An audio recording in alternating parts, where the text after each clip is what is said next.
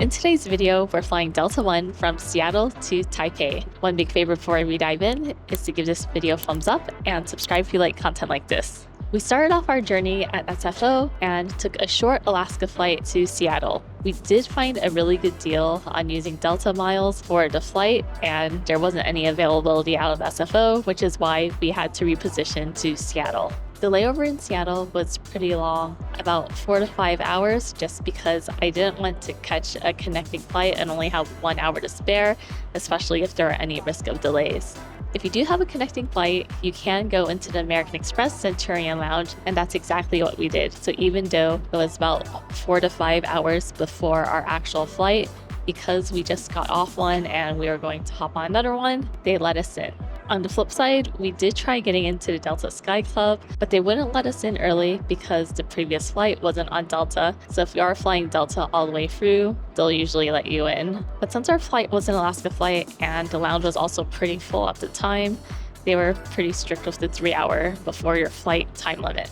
On the bright side, in my opinion, the newly expanded Seattle Centurion Lounge is a lot nicer than the Sky Club.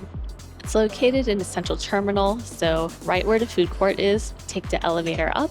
There's an open indoor terrace concept, which reminds me of the lounge in Hong Kong. And my favorite area is going to be the coffee bar, along with the ice cream bar. Food is also pretty solid as well. And towards the front, it can be pretty noisy because of that going from the food court. So if you want more peace and quiet, definitely head towards the back past the buffet area, which is where we hung out. So yeah, enjoyed some food and got some work done before the flight. The flight to Taipei is around 13 hours and we're flying on the Airbus A330. The cabin is going to be a 1-2-1 configuration.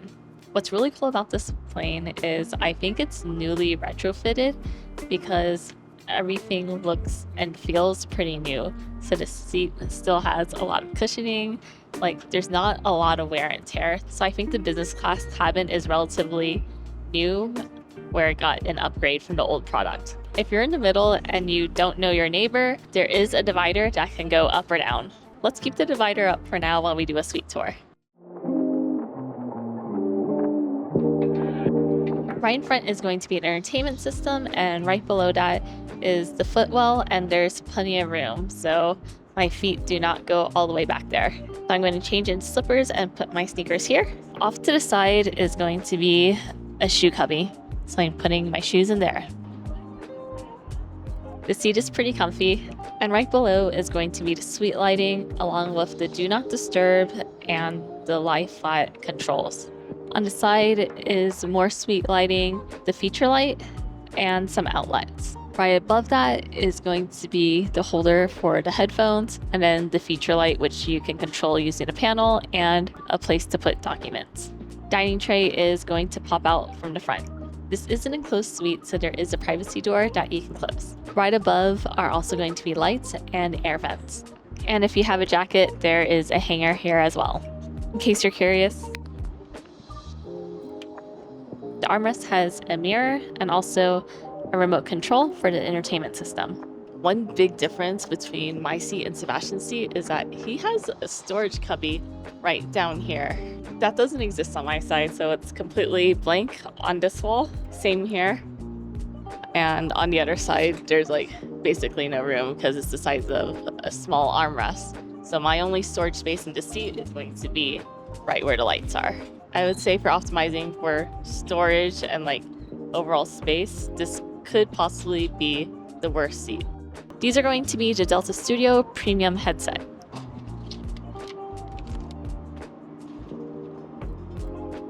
They're pretty comfy. The seat does come with a few goodies, and some of them are new, which I'm really excited about. Here's the Missoni amenities kit, which we'll dive into later. Slippers, cozy kit that has a pillow and blanket, and this is a new addition. Discover your most restful travel with the lumbar support pillow.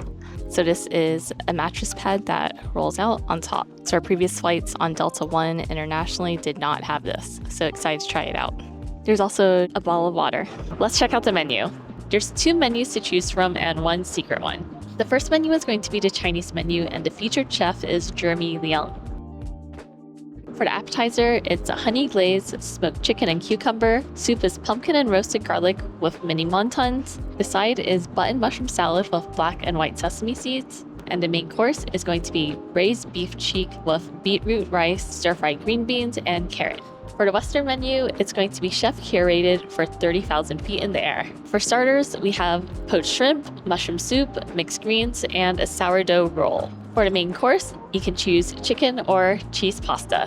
And the third secret option is going to be salmon, but that one does require advanced reservation, so you do have to go online and pick it at least 24 hours before the flight. For dessert, there's a few options. There's ice cream sundae, fruit and cheese plate, or chocolate cake. I think I'm going to go with the ice cream sundae here.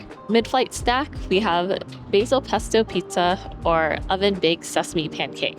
I've had pizza on a plane before and was not impressed, so probably going with the oven-baked sesame pancake. For pre-arrival meal, you can choose either a 3-cheese quiche, banana bread French toast, or soup noodles.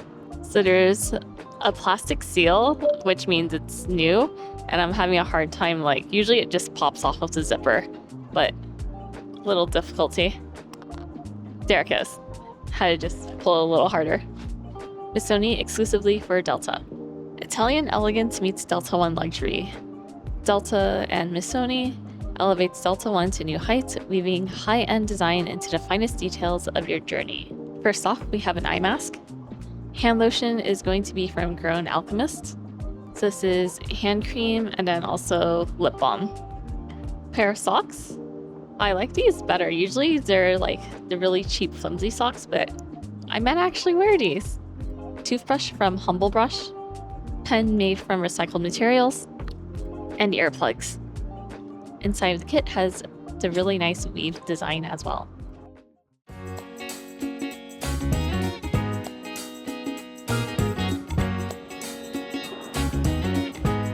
Pre-meal service, and we have ginger ale along with a side of warm nuts. Cheers.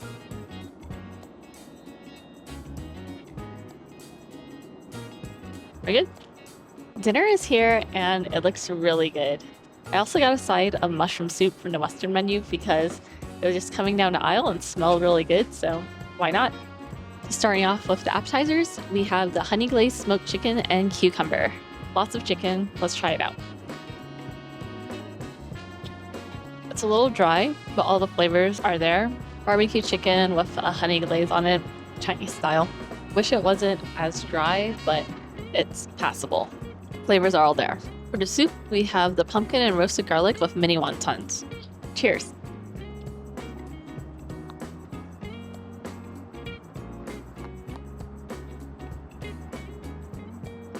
If you're a fan of pumpkin, this is basically cream of pumpkin soup. The mini wonton was more wonton wrapper than filling. So I would say if they just served pumpkin soup without the mini wonton, it might have been better. Yeah, I guess the mini wonton in pumpkin is pretty random. On that note, let's try the mushroom soup from the Western menu. Mushroom soup is basically heavy cream of mushroom. I'm personally a fan of mushrooms, so I like the mushroom soup better. Next up, we have the button mushroom salad with black and white sesames. So it's like boiled white button mushrooms, tossed in some chili oil, not too spicy, and giant sesame seeds. Next side is mixed salad with walnuts. Not your traditional salad, it's actually celery. It's like boiled celery and tossed in sesame oil, so it's nice and light. Inside the package is going to be beetroot rice. So the pink color is from the beetroot. Pretty good, actually. Yeah, I don't think I've had beetroot rice before, so that's pretty interesting. So it's like the garden fresh beet taste mixed in with white rice, which is first time I've had that. Okay, let's try the main entree. Braised beef cheeks are really nice and tender. Yeah, it's cooked perfectly, melts in your mouth. Really good. Definitely recommend this one. Seb hasn't received his salmon yet, but when he does, I'm gonna take a bite. Pretty happy with selecting the Chinese menu, so I'm gonna wrap up here and catch up to you later. For dessert, I chose ice cream sundae and just decided to go with plain vanilla ice cream. That is rock hard. Might need a few minutes to defrost here. Can't even scoop off anything, but the flavor's there. It's pretty good. All right, it's nap time. So we converted the life flat seat into a bed, put the mattress topper on, and let's unbox this. Nice fluffy pillow and comforter. See you in a few hours. The mattress topper makes a huge difference, so it definitely provides more lumbar support and it's comfier than just sleeping on the seat. Good job, Delta. Just woke up from a 3-hour nap and it's time for snack time number 1. There's a wide variety of mid-flight snacks in the galley. So there were Miss Vicky's chips, wafers, bananas, pistachios, cheese sticks, and Crystal instant noodles. It's been 3 minutes, so let's try it out. Still need to add sesame paste.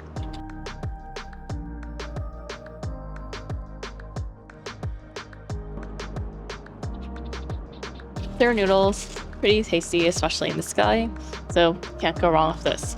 I'm gonna wrap up here, watch a movie, and then we'll do round 2. It's about 6.5 hours before landing, and we have the mid-flight snack. It's going to be oven-baked sesame cake with preserved mustard and pork. Also a bowl of fruit, so this looks like orange, pineapple, and pomegranate seeds, and a Lindor chocolate. Taste the sauce first. That's spicy. Sriracha like spicy sauce. This is basically a deep fried bao with a slice of pork and maybe the hint of mustard. I would eat a bao with my hands, but it's really hot, so I'm gonna use a fork and knife for this one. So the bao itself doesn't have any mustard in it, so I'm pretty sure this side of sriracha stuff is supposed to be like the spicy mustard. So the bao itself and the pork belly are perfectly cooked. I just wish there were more toppings, like maybe lettuce, green onions, and maybe a different sauce. So mustard would not be my first pick. But yeah, not bad. Let's try some of the fruit. Fruit is nice and sweet and not sour at all. Okay, I'm gonna wrap up here and see you at the next meal. Apparently not everyone opted in for the mid-flight snack, so they offered me to try the pizza. So I said, why not? I am splitting this with Sebastian since it is a lot of food. This is going to be the basil pesto pizza with mozzarella and cherry tomatoes. Right off the bat, it does look pretty good. So hopefully this will be the best pizza I've had on the plane. So we'll see. It is hot, so I am going to use a fork and knife.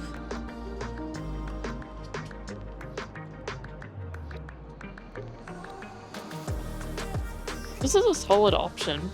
The dough is nice and fluffy. Mozzarella is pretty good, especially with the pesto. And then the little cherry tomatoes make it pretty solid. So I can see some restaurants actually serving this. Not a bad option if you did not want the pork bao. This one does come with a side salad. I think either option for the mid-flight snack is pretty solid.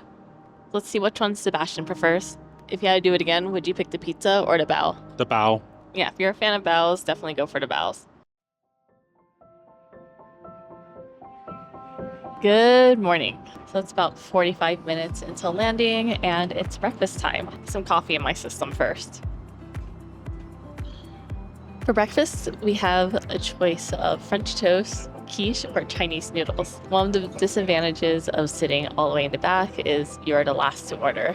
So in our case, by the time they took our order, all of the Chinese noodles were gone already. So I opted for my second pick, which is a quiche.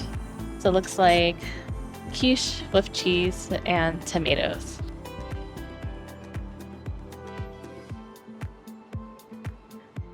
Oh, this is interesting. So usually when I think of a quiche, I think of like a harder crust, but like the crust on this quiche is actually like nice and fluffy. It's not bad. It was cooked for like 1 minute more, it'd be like the nice flaky crust, but yeah, this is like a little fluffy. I'm not sure how to explain it. In the corner is going to be granola and yogurt with some type of fruit compote. I'm gonna wrap up here and prepare for landing.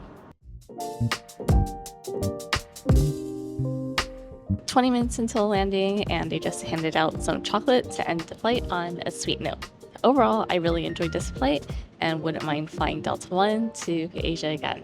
Service was really friendly, food was good, and there's plenty of room in the suite.